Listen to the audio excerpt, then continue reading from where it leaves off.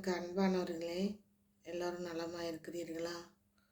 தேவனுடைய பிள்ளைகளே, அன்பு மக்களே, இந்த வேளையில் கூட நீங்கள் எல்லோரும் நலமாக இருக்க என்னுடைய வாழ்த்துக்கள், என்னுடைய ஜெபங்கள் எல்லாம் உண்டு.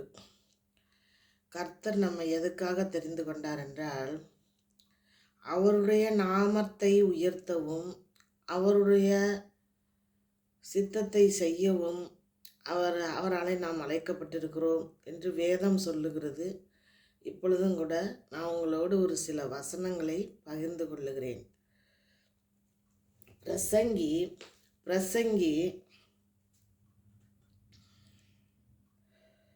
3:12 மகிழ்ச்சியாய் இருப்பதும் உயிரோடு இருக்கையில் நன்மை செய்வதுமே அல்லாமல் வேறொரு நன்மையும் மனுஷனுக்கு இல்லை என்று அறிந்தேன். உயிரோடு இருக்கும்போது நன்மை செய்வதும் மகிழ்ச்சியாக இருப்பதும் அல்லாமல் வேறொரு நன்மையும் இல்லை என்று நான் அறிந்தேன் அப்படின்னு பிரசங்கி. அவர் யார்? சாலமன் ராஜா தான் பிரசங்கியாக இங்கே சொல்கிறாரு. அவரோட கனவு தான் இங்கே எழுதி வச்சிருக்காரு.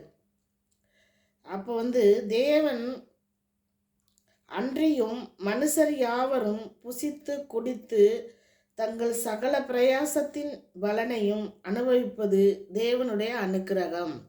நம்ம புசிக்கிறது, நம்ம சாப்பிட்றது, நம்ம வாழ்கிறது, நம்ம ட்ரெஸ் போடுறது, நம்ம மகிழ்ச்சியாக இருக்கிறது, நம்ம சந்தோஷமாக இருக்கிறது, நம்ம புசித்து குடித்து அப்படின்னு சொல்லப்பட்டிருக்கு. அப்போ நம்ம வாழ்கிறது யாரோட அனுக்கிரகமா? தேவனுடைய அனுக்கிரகமா. அவருடைய அனுக்கிரகம் நம்மளோடு இருக்குது, நம்மளை வச்சுருக்காரு இந்த பூமியில். அப்போ ஆண்டவர் நீங்கள் பார்த்தீங்கன்னா இந்த ஆதியாகமத்தில் எல்லாவற்றையும் சிருஷ்டித்தார். பொண்டு வானம், பூமி, தண்ணீர், மிருகங்கள் எல்லாவற்றையும் படைத்து விட்டு கடைசியிலே மனிதனை உருவாக்கினார். மனிதனாகிய யாரை உருவாக்கினார் என்றால் ஆதாமை உருவாக்கினார். ஆதாம் தான் முதல் மனிதன், அது எல்லோருக்கும் தெரியும். அப்படியாக ஒரு சினிமாவில் கூட அந்த பாடல் வந்திருக்கு, ஆதாம் ஏவாள் அப்படின்னு சொல்லி. அந்த ஆதாமுக்கு துணையாய் ஒரு ஏவாளை உண்டு பண்ணினார். அவனுடைய விழா எலும்பை எடுத்து தான் ஏவாளை உண்டு பண்ணினார். நம்ம எல்லா மாம்சத்தில் நம்மளுடைய எல்லாவற்றிலும் தேவனுடைய சாயல் இருக்கப்பட்டிருக்கிறது. அவருடைய சாயலாய் உருவாக்கினார் அப்படின்னு வேதம் சொல்லுது. அவருடைய சாயலாக தான் நாம் உருவாக்கப்பட்டோம். எல்லா மனிதர்களும் எல்லாவற்றையும் படைத்த தேவன். நானும் ஹிந்துவில் உள்ள ஆள் தான். நான் ரட்சிக்கப்பட்டு பல வருடங்கள் ஆகிறது. நான் என்னுடைய 25வது வயதில் ரட்சிக்கப்பட்டேன். அப்படியாக அந்த காலகட்டங்களில் ரொம்ப பக்தியாக ரொம்ப பக்தி விருத்தியாக இருக்கும். இப்படியெல்லாம் வசனம் படிக்கும்போது இப்படியெல்லாம் ஒரு கடவுள் இருக்காரா அப்படின்னு ரொம்ப உணர்த்தப்பட்டிருக்கிறேன், ரொம்ப யோசிச்சிருக்கிறேன் அப்படின்ட்டு. அவருடைய செயல்களை பாருங்கள், அவர் செய்கைகளை பாருங்கள் அப்படின்னு வசனம் சொல்லும் போதெல்லாம், ஆண்டவரே நீர் எவ்வளவு பெரிய நல்லவரப்பா, எங்களை உருவாக்கி வைத்திருக்கிறீர். ஆண்டவரே நான் ஒன்று சொல்கிறேன் உங்களுக்கு, நம்மளுடைய பாவங்களை அறிக்கை செய்து நம்ம தேவனிடத்திலே சேரும்போது நம்ம பாவத்தில் தான் ஜீவிக்கப்பட்டோன்னு வசனம் சொல்லுதுங்க, வேதம் சொல்லுது, நான் சொல்லலை. அதனால் நம்ம பாவத்திலிருந்தே கற்பம் தரித்தாள், தாய் பாவத்திலே கற்பம் தரித்தாள்னு சங்கீதத்தில் சொல்லப்பட்டிருக்கு. அதுபோல் நம்ம பாவத்தில் தான் பிறந்திருக்கிறோம், பாவத்தில் ஜனிக்கப்பட்டோம், பாவத்திலே பிறந்தோம், பாவ பூமியில் வாழ்ந்துட்டுருக்குறோம். இப்போ பாவங்கள் பெருகும்போது தான் இயேசு கிறிஸ்து நம்மளை மீட்டு கொண்டார்.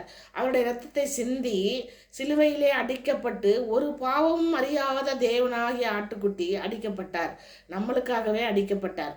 அதில் அந்த பிரசங்கி சொல்கிறாரு, நீ தேவனுடைய அனுக்கிரகம் நம்மளோட இருக்குது. அப்புறம் இன்னொன்று சொல்கிறேன் கேட்டுக்கோங்க. தேவன் அடுத்த வசனத்தில் பாருங்க 14, தேவன் செய்வது எதுவோ அதுவே என்றென்றைக்கும் நிலைக்குமாம். தேவன் செய்வது இப்போ நம்ம சுயத்தில் நம்ம பல காரியங்களை யோசிப்போம். நம்மளுடைய எண்ணங்களோ செயல்களோ ஒன்றுமே இல்லைங்க. நம்ம மாம்சத்தில் இருக்கிறோம், மாம்ச பிரகாரமாக தான் யோசிப்போம். ஆனால் தேவன் அப்படிப்பட்டவர் இல்லை. அவர் அனந்த ஞானம் கொண்டவர் அப்படின்னு சொல்லப்பட்டிருக்கு. அவருடைய ஞானத்தை ஆராய்ந்து முடியாது. அவர் என்ன சொல்லியிருக்காருன்னா, தேவன் தேவன் செய்வது எதுவோ அதுவே நிலைக்கும். உங்களுக்கு எல்லாருக்குமே தெரியும், யாருக்கும் தெரியாது இல்லை. கடவுள் இப்படி விதிச்சிட்டாரு அப்படின்னு சொல்லுவாங்க, கடவுள் இப்படி செஞ்சிட்டாரு அப்படின்னு சொல்லுவாங்க. அப்புறம் யாரோ ஒரு வாழ்க்கை இழந்துட்டோம்னா, நம்ம கடவுள் விதி இப்படி மாறிடுச்சு அப்படின்னு சொல்லுவோம். நம்ம உலகத்தில் அப்படி தான் ஒரு வாழ்க்கையில் நம்ம இந்த பூமியிலே வாழ்கிற போது நம்ம எப்படி வாழ்கிறோம் அப்படிங்கிறது அங்கே எழுதப்பட்டிருக்கான். ஜீவ புஸ்தகம்னு ஒன்று நம்மளுக்கு கொடுக்கப்பட்டிருக்கான். அதில் நம்ம பேர் எழுதப்பட்டிருக்கான். அப்போ நம்ம செய்கிற நன்மை தீமை எதுவாக இருந்தாலும் அதில் எழுதப்பட்டிருக்கான். அப்போ நம்ம எப்படி இருக்கிறோம், எப்படி வாழ்கிறோம், நம்மளே யோசித்து நம்ம என்ன எப்படி வாழ்கிறோங்கிறத நம்ம பார்ப்போம். தேவன் செய்வது எதுவோ அதுவே என்றென்றைக்கும் நிற்குமா. அதனோட ஒன்றையும் கூட்ட வேண்டாம். கூட்டினால் என்ன, அதனோட என்றும் ஒன்றையும் குறைக்கவும் கூடாது, கூட்டவும் முடியாது. அவர் செய்கிறத நம்ம கூட்டவும் முடியாது, அவர் அளக்கிற அளப்பை நம்ம போய் தடுக்கவும் முடியாது. அதனால் மனுஷர் எதுக்காக அப்படி தேவன் செய்தார்னா, மனிதர் தேவ சமூகத்தில் பயந்திருக்கும்படி இப்படி செய்தாராம். தேவ சமூகத்தில் இப்போ நம்ம கோயிலுக்குள்ளே நீங்களே யாரோ போகிறீங்கன்னு வச்சுக்கோங்க, எவ்வளோ பக்தியாக போகிறோம், எவ்வளோ பயமாக போகிறோம். செப்பலை கலட்டி விட்டுட்டு கை கட்டி துண்டெடுத்துலாம் கட்டிக்குவாங்க ஜென்ஸுங்க. அந்த மாதிரி பயபக்தியோடு போகிறாங்க. அப்போ ஒரு பக்தி விருத்தி உண்டாகுது, அப்போ ஒரு பயம் உண்டாகுது கடவுள் இருக்காருன்னு. நீங்கள் வணங்குங்க. ஆனால் என்ன சொல்கிறார் தேவன்னா, சிருஷ்டிப்பை வணங்காமல் சிருஷ்டியை வணங்குறீங்களே, அதுதான். சிருஷ்டிப்பை வணங்கணும், சிருஷ்டித்த கர்த்தரை வணங்கணும்.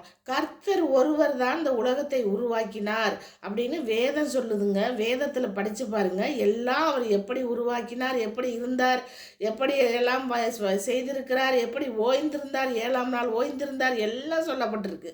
ஆனால் அவருடைய செயல்களும் அவருடைய எல்லாவற்றையும் ஆராய்ந்து பார்க்கும்போது எவ்வளவு பெரிய தேவன் நம்மளோடு இருக்கிறார் என்று நீங்கள் எல்லோரும் உணர்ந்து பார்ப்பீர்கள். நீங்கள் வேதத்தை வாசித்து பாருங்கள். தேவ சமூகத்தில் பயந்திருக்கும்படி தான் அப்படி செய்தாராம். தேவ சமூகத்தில் பயந்திருக்கும்படி, மனிதன் பயந்திருக்கும்படி அப்படி செய்தாராம். ஏன்னா அவர் செய்வதில் ஒன்றும் கூட்டவும் முடியாது, ஒன்றும் குறைக்கவும் முடியாது.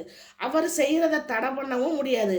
அவர் பூட்டுற வீட்டை திறக்கவும் முடியாது, திறந்திருக்கிற வீட்டை என்ன பண்ண முடியாது, மூடவும் முடியாது. அவர் திறந்த வாசலை உனக்கு முன்னே வைத்திருக்கிறேன்னு சொல்கிறாரு. நம்மளை அழைத்தவர் உண்மையுள்ளவராக இருக்கிறார். எல்லாம் வேதம் சொல்லுகிறது.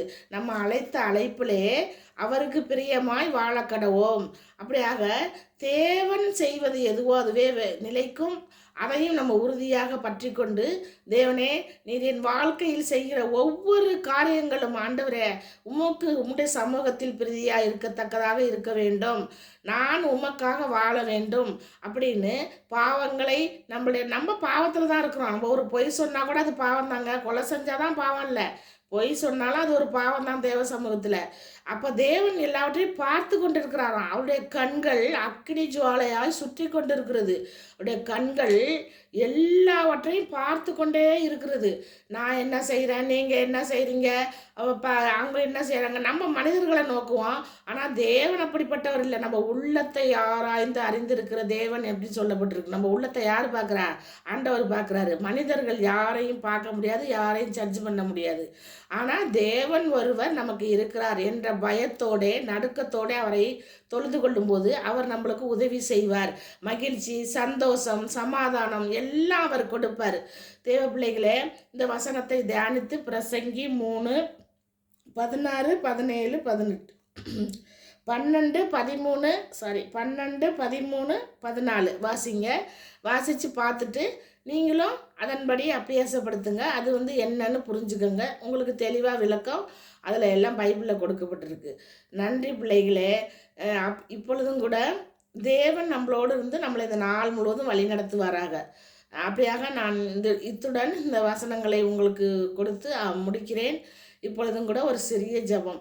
எங்களை நேசிக்கிற நல்ல தகப்பனே, ஆண்டவரே நீர் எவ்வளவு ஞானம் உள்ளவர் அப்பா, நீ எவ்வளவு ஆண்டவரே உயர்ந்தவர் ஆண்டவரே அப்பா, நீ அனந்த ஞானம் உள்ளவர் என்று நாங்கள் வாசிக்கிறோமே கர்த்தாவே. ஏசப்பா, நீங்கள் எங்களோடு இருந்து வழி நடத்துங்க. உங்களுடைய அனுகிரகம் எங்களுக்கு தேவையப்பா. ஆண்டவரே நீ செய்கிற எல்லா காரியங்களிலும் எங்களை நீ ஏற்றுக்கொள்ளுகிறீர் கர்த்தாவே.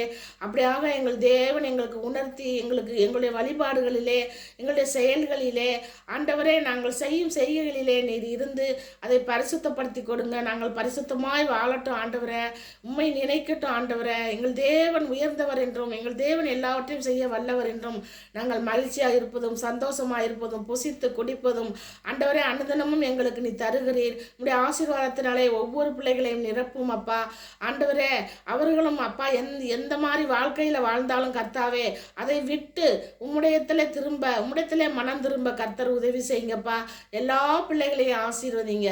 இயேசு கிறிஸ்துவின் நாமத்தில் ஜெபத்தை ஏறெடுக்கிறேன் நல்ல பிதாவே. ஆமேன்.